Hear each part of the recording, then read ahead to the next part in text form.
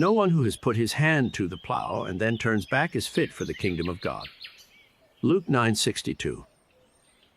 Simply convince yourself that this is done and suspend reason. Suspend all arguments of the conscious three-dimensional mind.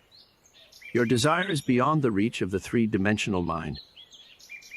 Convince yourself that you are what you want to be. Live as if you are. And as you hold on to that belief, it will materialize. Questions and answers on the law of attraction and creative power. 1.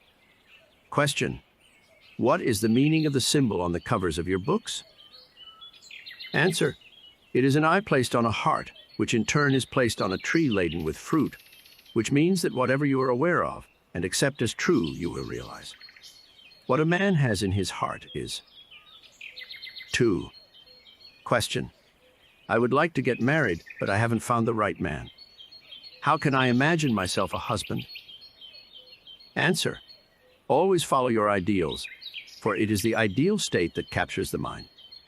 Do not limit the state of marriage to a certain man, but to a full, rich, and abundant life.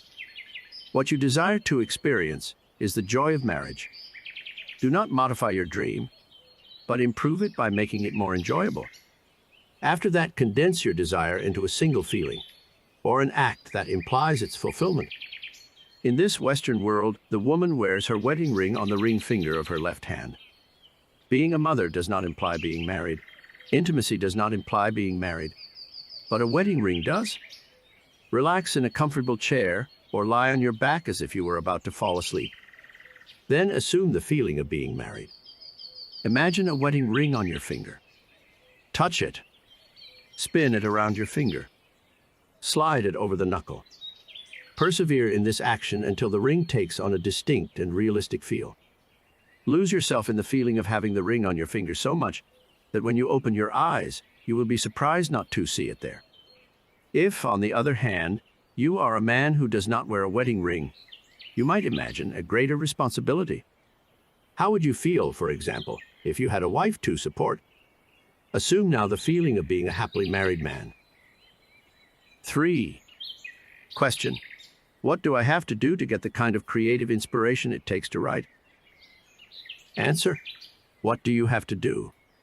Imagine that the story has already been written and accepted by a major publishing house. Reduce the idea of being a writer to the feeling of satisfaction.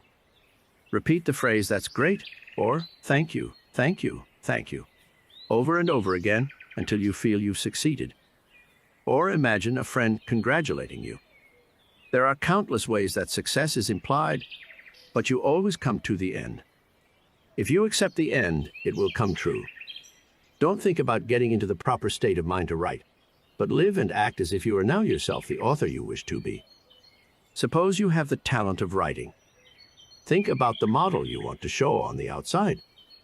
If you write a book and no one wants to buy it, you have no satisfaction. Act like people are dying to read your work. Live as if you can't write stories or books fast enough to meet the demand. Persevere in this belief, and whatever you need to achieve your goal will quickly blossom, and you'll be able to express it. 4. Question: how do I envision a larger audience at my conferences? Answer: I answer you by sharing the technique used by a very skilled professor I know. When this man first came to our country, he began giving speeches in a small hall in New York City. Even though only 50 or 60 people were present at his Sunday morning meetings, and they occupied only the first few rows, this professor would come on stage and imagine a large audience. Then he would say to the empty rows, "Can you hear me in the back there?"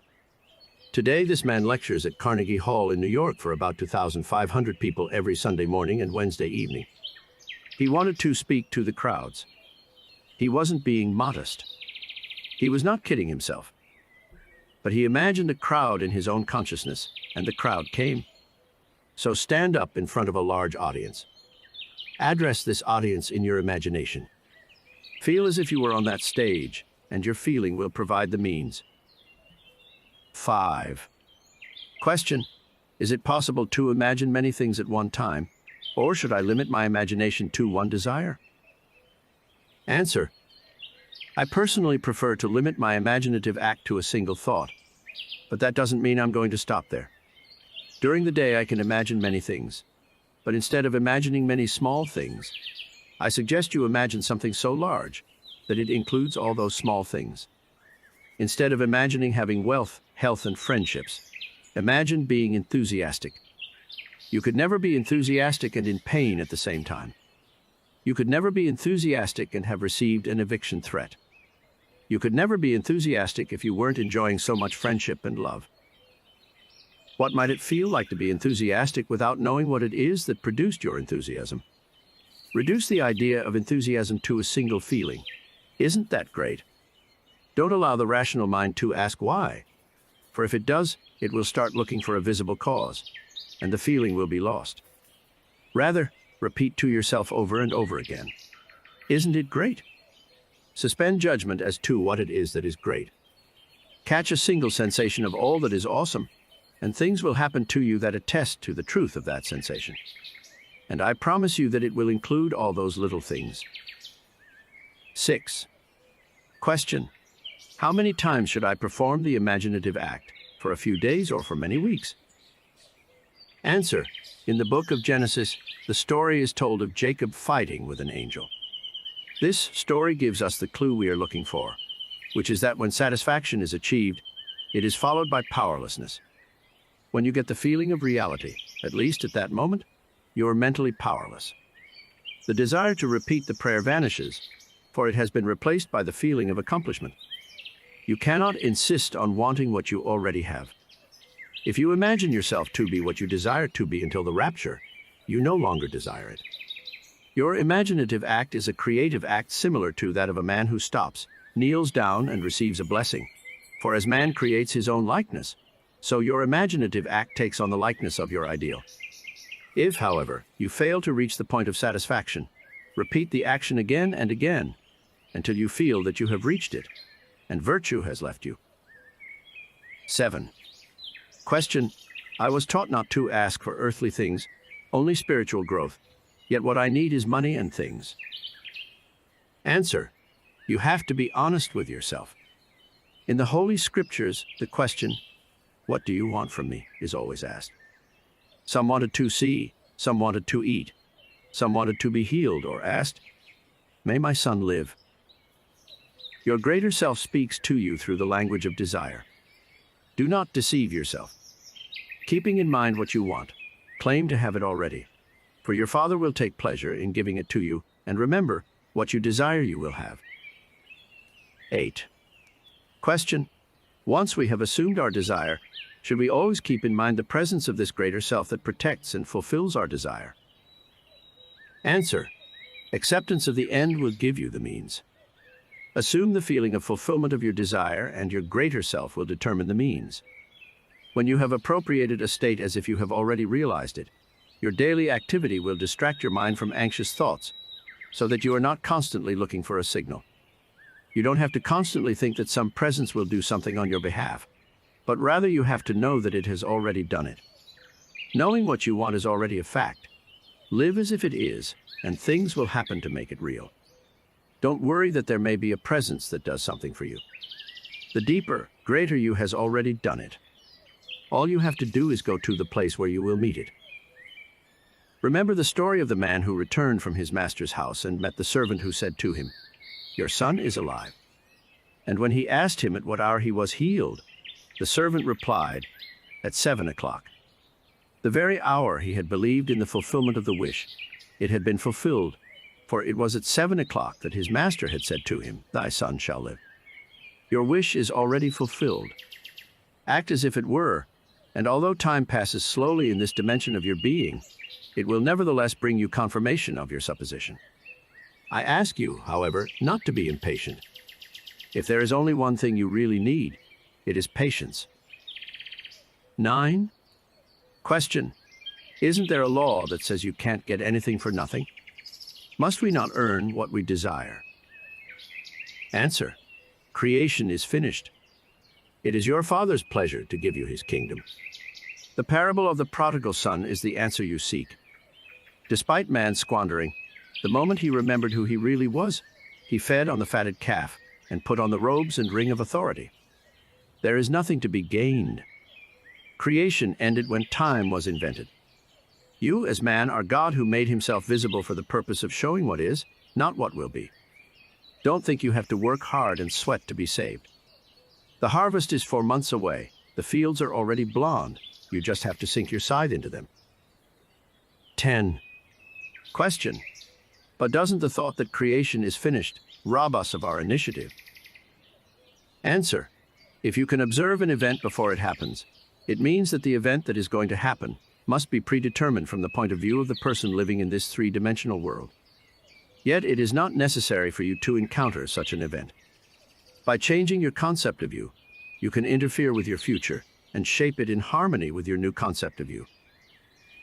11. Question. But doesn't this ability to change the future deny the fact that creation is finished? Answer. No.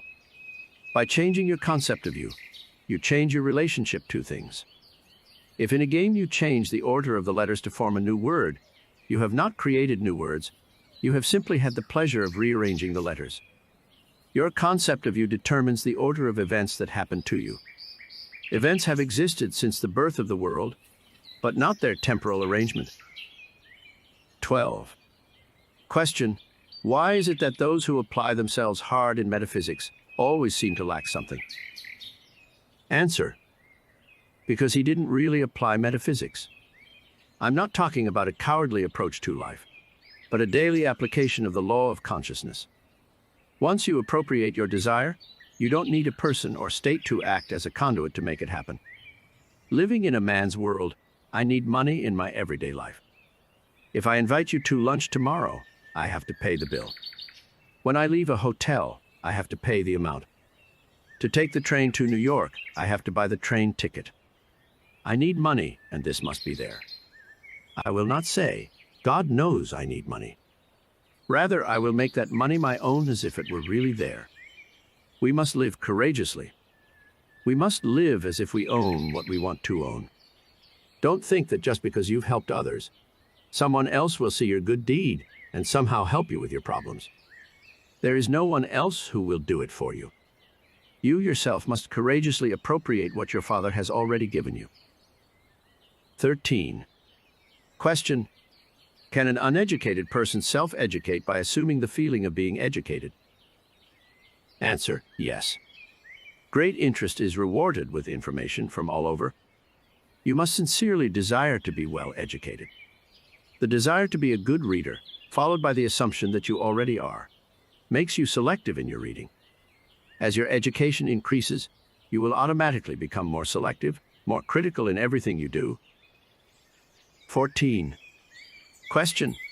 My husband and I are taking his class together. Should we discuss our desires with each other? Answer. There are 2 spiritual sayings in the Bible. One is, tell no one.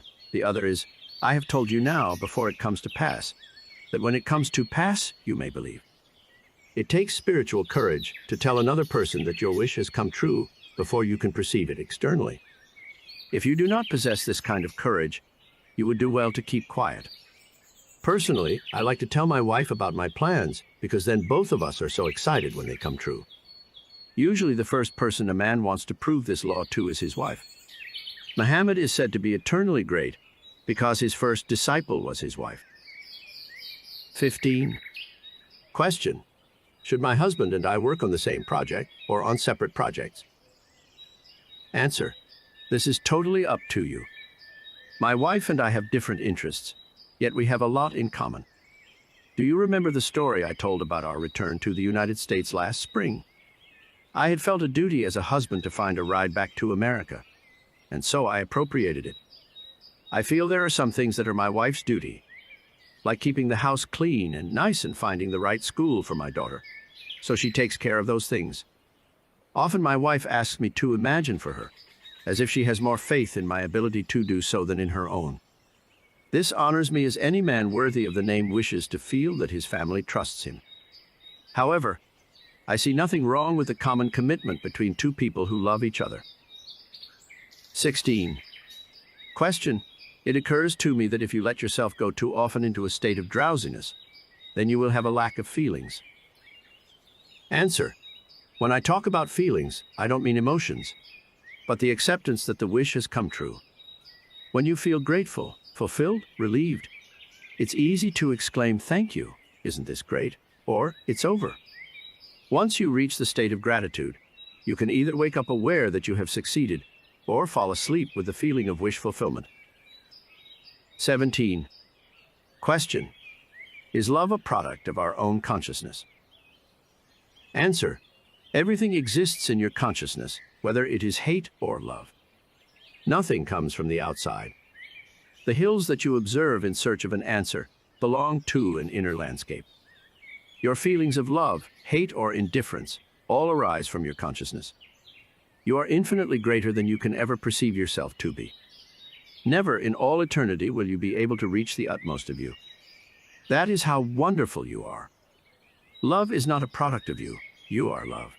For that is what God is, and the name of God is I Am, that same name by which you define yourself before affirming the state in which you are presently. 18. Question: suppose my will cannot come true before 6 months or a year. Should I wait before imagining it? Answer: when desire is born in you, that is the moment to accept it in its fullness. Perhaps it's not a coincidence that that need came to you at that very moment. Your three-dimensional being may think that it cannot happen now, but your four-dimensional mind knows that it is already there. So you must accept the desire now as a physical fact. Imagine you want to build a house. The need for it is there right now, but it will take time for the trees to grow and for the carpenter to build it. Although the need seems excessive, don't wait just to adjust to it. Assert possession of it even now, and let it objectify itself in its unusual way. Don't say it will take 6 months or a year. The very moment you are overwhelmed with desire, already take it for granted as a fact. You and only you have given your desire a time frame, and time is relative in this world. Don't wait for something to come true. Accept it now as if it's already there and watch to see what happens. When you feel a desire, it is the deepest you, whom men call God, speaking. He is prompting you, through desire, to accept that what is not what will be. Desire is simply his communion with you, who is telling you that your desire belongs to you now. Your acceptance of it will be evidenced by your complete adjustment to it, as if it were true. 19. Question: why do some of us die young? Answer: our lives, considered in retrospect, are not measured by years, but by the content of those years. 20. Question: how would you define a full life? Answer: a variety of experiences. The more varied they are, the richer your life is. When you die, you enter a dimensionally larger world and play your piece on a keyboard composed of the experiences of human life. So the more varied your experiences, the more refined your instrument, and the richer your life. 21. Question: what about an infant who dies at birth? Answer: a child born lives forever, for nothing dies. It might seem that an infant who died at birth does not have that keyboard made of human experience. But as one poet said, he drew a circle that excluded me as a heretic, a rebel, one to be mocked. But love, and I found the ingenuity to win. We drew a circle that included him. The beloved has access to the sensory experiences of the lover. God is love. Therefore, in the final moment, all have an instrument, the keyboard of which is made up of the sensory impressions of all men. 22.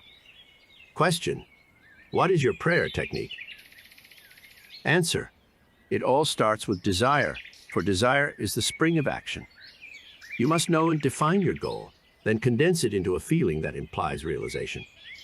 When your desire is well defined, immobilize your physical body and live, in your imagination, the action that implies its realization.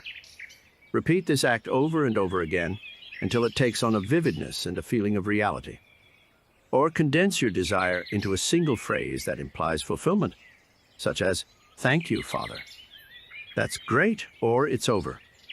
Repeat this condensed phrase or action over and over in your imagination. After that, arouse yourself from that state, or let yourself slip into the depths. It is indifferent, for the act is done once you have completely perceived it as done in that sleeping, drowsy state.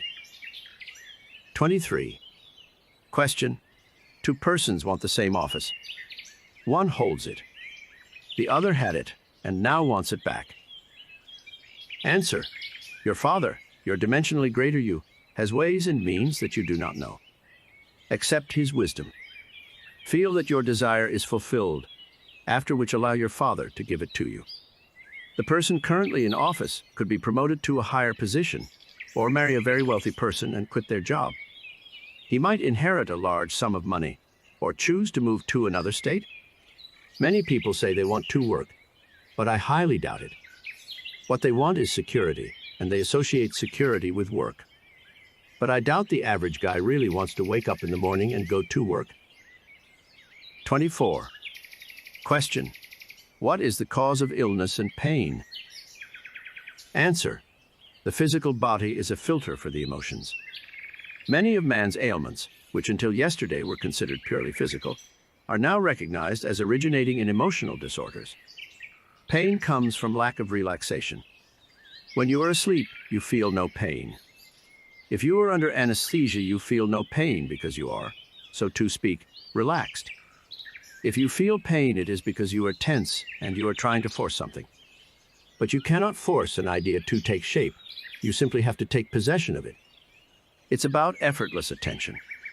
Only practice will bring you to the point where you know how to be attentive while being relaxed. Attention is tending toward an end, and relaxation is exactly the opposite.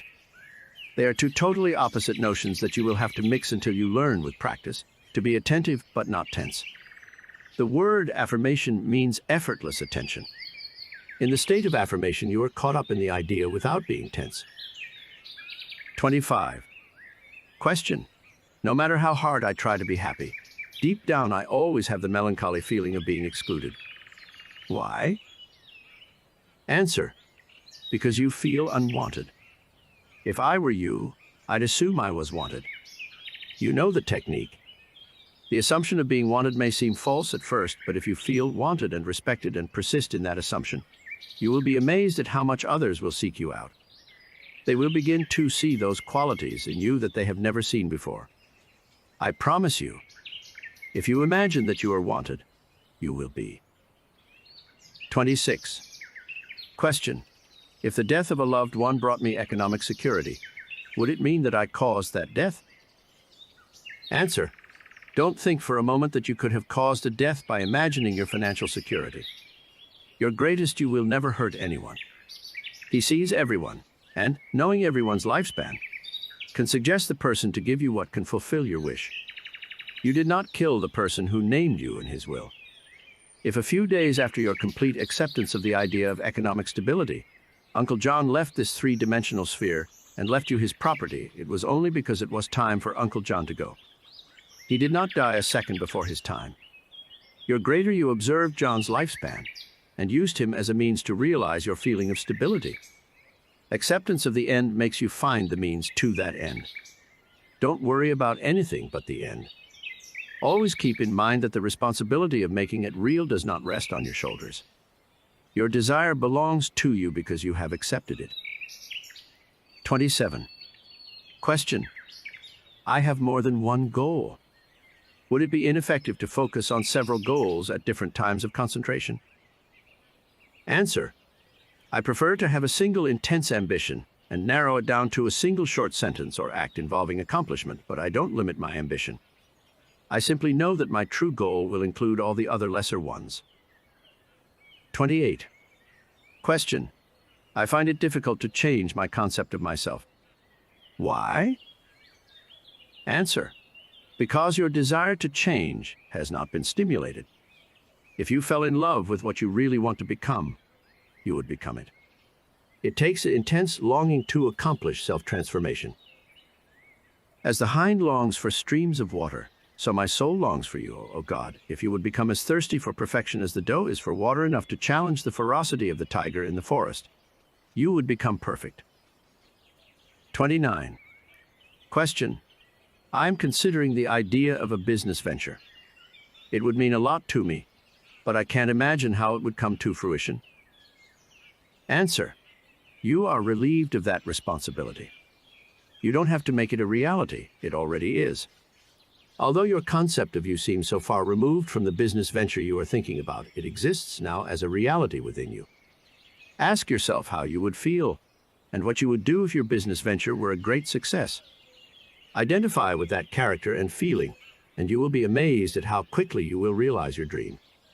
The only sacrifice required of you is to let go of your current concept of you and take ownership of the desire you want to express. 30. Question.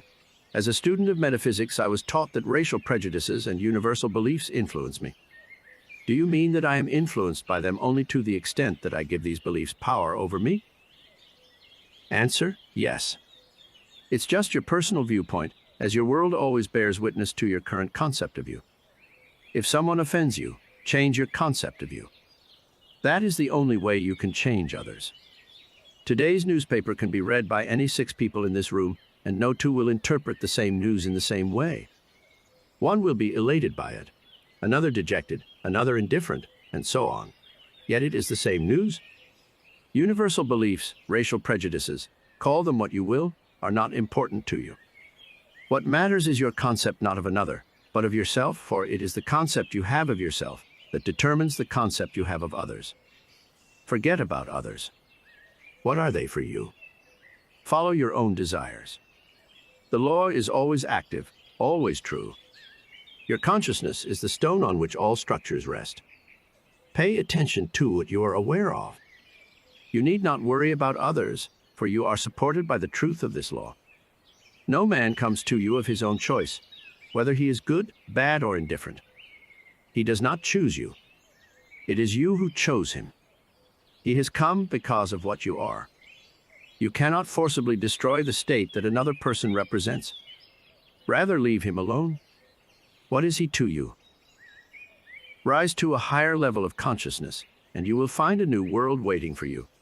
And when you sanctify others, others will be sanctified. 31. Question. Who wrote the Bible? Answer. The Bible was written by wise men who used solar and phallic myths to reveal psychological truths. But we have mistaken their allegories for history, and thus have failed to grasp their true message. It is strange, but when the Bible was published to the world, and there seemed to be acceptance, the great library of Alexandria was destroyed by fire, erasing all traces of how the Bible came to be. Few can read in other languages, so they cannot compare their beliefs with others. Our churches do not encourage us to compare. How many of the millions of people who accept the Bible as fact question it? Believing it to be the Word of God, they blindly accept the words, and in so doing miss the essence they contain. Having accepted the vehicle, they do not understand what the vehicle carries. 32. Question. Do you use the Apocrypha Bible? Answer. Not in my teachings. I have many volumes of them at home. They are no more grandiose than the 66 books in our official Bible. They simply tell the same truth in a different way. For example, it tells the story of Jesus who, as a young boy, watched children create birds out of mud. Holding them in their hands, they pretended the birds were flying. Jesus came up and knocked the birds out of their hands. As the children cried, he picked up a broken one and reshaped it. Holding it up, he blew on it, and the bird put on wings.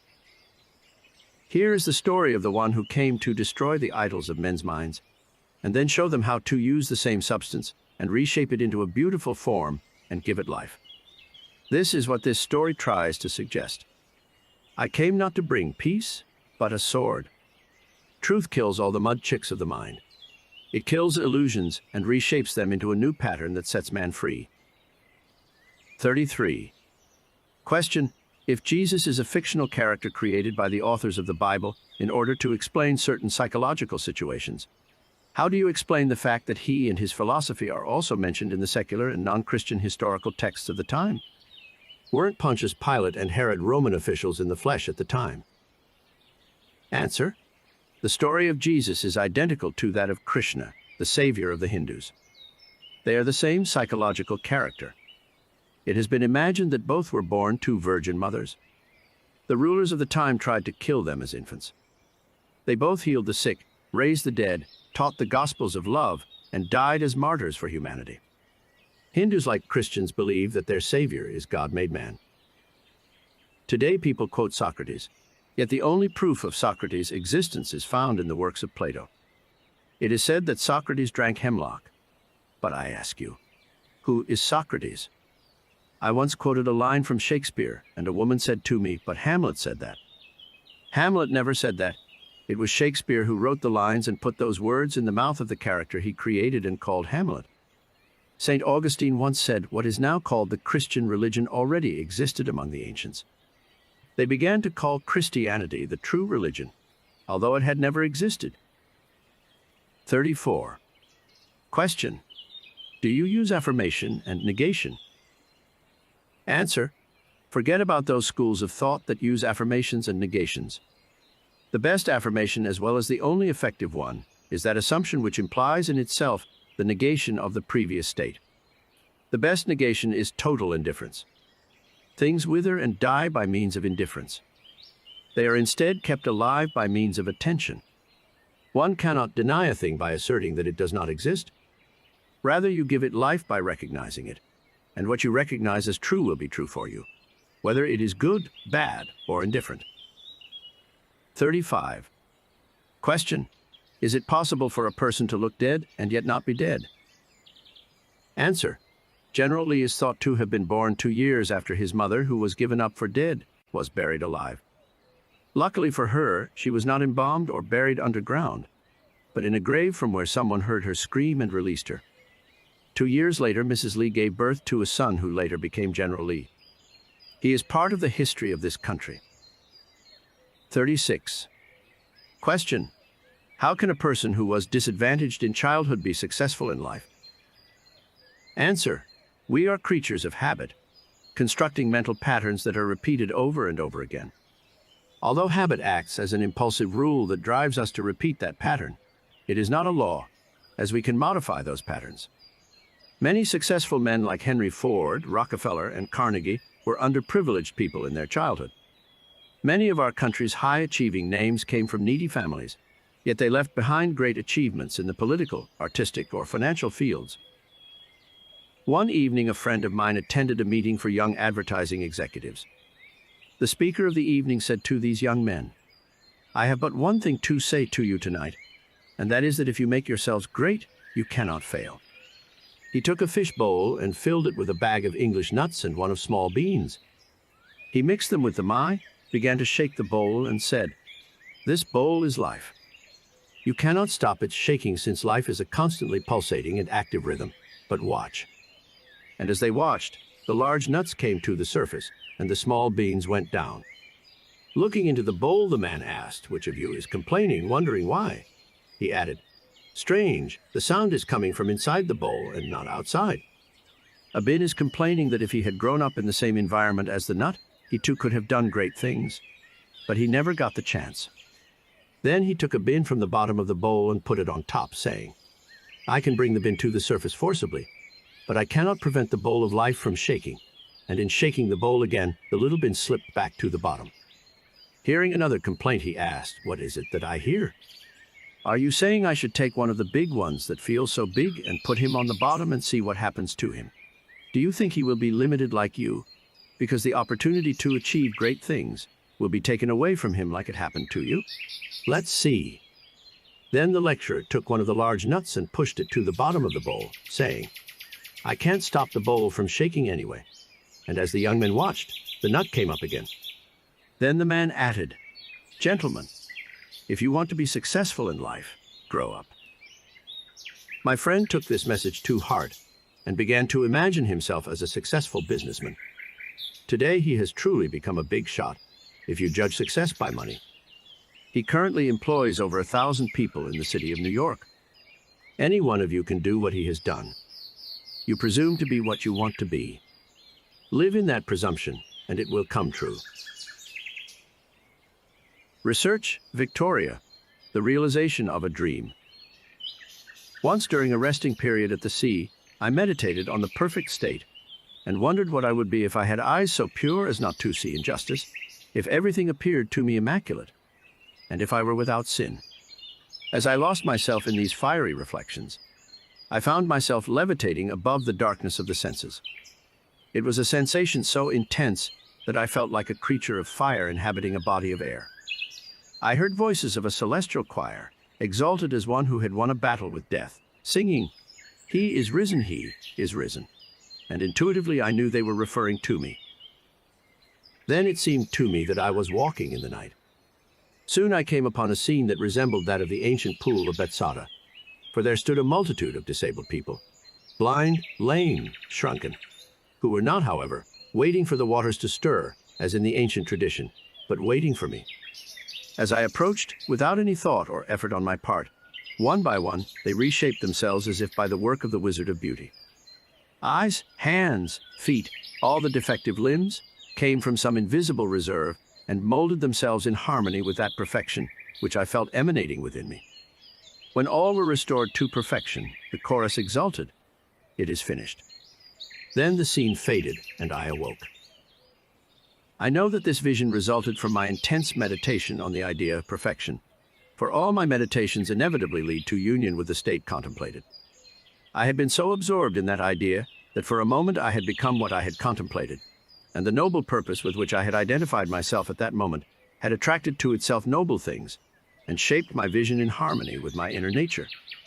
The ideal with which we are united works by association of ideas so as to awaken thousands of feelings and to create a situation corresponding to the main idea. I first discovered this close connection between feelings and visions when I was about 7 years old. I realized that a mysterious life was moving within me like a stormy ocean of frightening power. I could always tell when I was about to conjoin with this mysterious identity, for on the nights when I had these visitations, my senses were in a state of expectation, and I knew with certainty that before morning I would find myself alone in front of immensity. I dreaded these visitations so much that I would lie awake in bed until my eyes closed from exhaustion. As my eyes closed and I fell asleep, I was no longer alone, but was assailed deep within by another being. Yet I knew that he was myself. He seemed older than the world, yet he was closer to me than my teenage years. If I tell what I discovered on those nights, it is not to impose my ideas on others, but so that I can give hope to those who seek the law of life. I discovered that sense of expectation acted as a magnet that connected me with this higher me, while my fears made it seem like a stormy sea. As a young boy, I saw this mysterious me as powerful, and in joining him, I perceived his majesty as a stormy ocean that was bathing me, tossing me about and tossing me about as if I were a helpless wave. As a grown man, I then perceived him as love and myself as his child, and now, in uniting myself to him, how much love envelops me. He is the mirror of all. Whatever conception we have of him, he embodies it for us. I believe that it is the central point through which all the threads of the universe wind, so I have modified my values and changed my ideas so that they depend on and are in harmony with it, which is the only cause of all that exists. It is for me that immutable reality that shapes the circumstances in harmony with our concept of ourselves. My mystical experiences have convinced me that there is no other way to achieve that outer perfection we seek than to transform ourselves. The moment we succeed in transforming ourselves, the world will magically dissolve before our eyes and reshape itself in harmony with what our transformation affirms. I am going to tell you about 2 other visions because they confirm the truth of my observation that we, thanks to the intensity of hate and love, become what we contemplate. Once, with my eyes closed and made bright by thoughts, I was meditating on the eternal question, who am I? And I felt myself gradually dissolving in an endless sea of vibrant light, while my imagination went beyond all fear of death. In that state, there was nothing but myself, an endless ocean of liquid light. I had never felt more intimate with being. I don't know how long the experience lasted, but my return to Earth was accompanied by the distinct feeling that I was resuming a human form. Another time, I was lying on the bed with my eyes closed as if in sleep and meditating on the mystery of Buddha. By and by, the dark recesses of my brain began to light up. I felt as if I were surrounded by luminous clouds that emanated from my head like pulsating circles of fire. For a while I saw nothing but these luminous circles. Then a quartz crystal appeared before my eyes. As I watched, the crystal broke into pieces that invisible hands transformed into the living Buddha. Looking at this meditative being, I saw that it was myself. I was the living Buddha I had contemplated. A light as strong as the sun shone from this living image of myself with increasing intensity until it exploded. Then slowly the light went out, and once again I found myself in the darkness of my room. From what sphere or treasure of creation came this superhuman being? His robes? Crystal? Light? If it was a world of real beings in which I moved, looked, felt, there where the lame, the infirm, the blind were transformed into harmony with my inner nature, then my theory of having another body more subtle than the physical, a body which can be detached from the physical and used in other spheres, is right, for looking, feeling, moving are functions of the organism, however ethereal it may be. If I evaluate the possibility that my psychic experiences were self-fulfilling fantasies, I feel no less driven to ask questions about this more powerful me, projecting into my mind a real situation like those I experience while awake. I have indulged in these passionate meditations many times, and I know without a shadow of a doubt that both suppositions are true. Within this earthly body dwells another belonging to a world of light, and I, by intense meditation, have drawn it as with a magnet out of the skull of this dark abode of flesh. The first time I conjured these fires within me, I feared my head might explode. I felt an intense vibration at the base of my skull, then a sudden oblivion of everything. Then I found myself dressed in clothes of light and hanging by a silver elastic cord from my sleeping body on the bed. My feelings were so ecstatic that I felt close to the stars. In those clothes I passed through spheres that were more familiar to me than Earth, and yet I found that, just as on Earth, circumstances shaped themselves in harmony with my nature. Already I hear you say self-fulfilling fantasies, not unlike things on Earth. I am an immortal being who perceives himself as a man and shapes the worlds in the image and likeness of his own self-concept. What we imagine, we are. By our imagination we have created the dream of life, and by our imagination we will return to that eternal world of light, becoming what we were before we imagined the world. In the divine economy, nothing is lost. We cannot lose anything except by abandoning the sphere in which this thing has its natural existence. There is no power of transformation in death, and whether we are here or there, we shape the world around us by the intensity of our imagination and feelings, and we illuminate or darken our lives by the concepts we have of ourselves. Nothing is more important to us than our concept of ourselves, and this is especially true of our concept of that deep and hidden self within us. Those who help or hinder us, whether they know it or not, are the servants of that law, which molds external circumstances into harmony with our inner nature. It is our conception of ourselves that liberates or imprisons us, though it may use external agents to accomplish its purpose. Since life molds the outer world to reflect the inner disposition of our minds, there is no way of achieving the outer perfection we seek except by transforming ourselves. No help comes to us from outside. The hills towards which we look belong to an inner landscape. It is therefore to our own consciousness that we must look as the only reality, as the only foundation on which every phenomenon rests. We can trust completely that the justice of that law will give us only what is in our nature. To try to change the world before we have changed our concept of ourselves is to struggle against the nature of things. There can be no external change until there is first an internal one. As it is within, so it is without. I am not encouraging philosophical indifference when I suggest that we should imagine ourselves as already being what we want to be, living in a mental atmosphere of grandiosity, instead of using physical means and arguments to bring about the desired change. Whatever we do, if it is not accompanied by a change of consciousness, is but a futile touching up of the surface. No matter how hard we toil, we can receive nothing more than what our unconscious assumptions affirm. To protest against what happens to us is to protest against the law of our own being and against our control of our own destiny. The events of my life are too closely connected to my concept of myself for them not to have been drawn out, by the work of my spirit, from some magical storehouse of my being. If these events cause me pain, I must be fooling myself, for I move and live in a world that corresponds to my concept of myself. Intense meditation generates a union with the contemplated state, and during this union, we have visions, experiences, and behaviors that match our change in consciousness. This shows us that a transformation of consciousness will result in a change of environment and behavior. However, our ordinary alterations of consciousness, in passing from one state to another, are not transformations, since each is quickly followed by an opposite one. But whenever a state becomes so stable as to eliminate its rivals permanently, it is then that habitual and central state defines our character and constitutes a true transformation. To say that we have been transformed means that those ideals which were formerly marginal in our consciousness now occupy a central place and constitute the habitual channel of our energy. All wars show that violent emotions are extremely powerful in accelerating mental changes.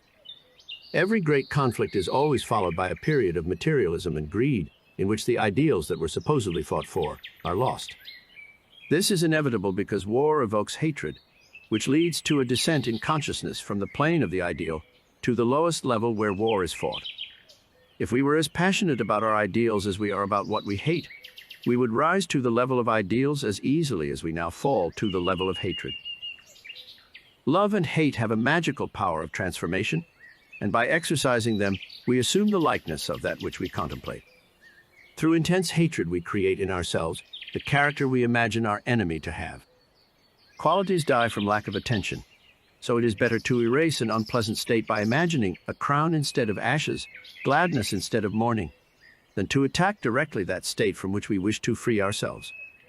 That which is virtue and deserves praise.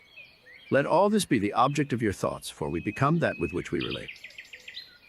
There is nothing to change but our concept of the self. Humanity is one being despite its many forms and faces, and within it there is only that apparent difference that we perceive in our own being when we dream. The images and events we see in dreams are creations of our own imagination and do not exist except in us. The same is true of the images and events we see in this dream that is life. They reveal to us our concept of ourselves. The moment we are able to transform the self, our world will dissolve and resume form in harmony with what our change affirms. The universe we study with such dedication is a dream, and we are the dreamers of that dream, eternal dreamers dreaming non-eternal dreams. Someday, like Nebuchadnezzar, we will awaken from the dream, from the nightmare in which we struggled with demons, and we will discover that in fact we had never left our eternal home, that we were never born and never died except in our dream. This recording of Ask and It Is Given, the Law of Attraction according to the teachings of Neville Goddard, by Neville Goddard.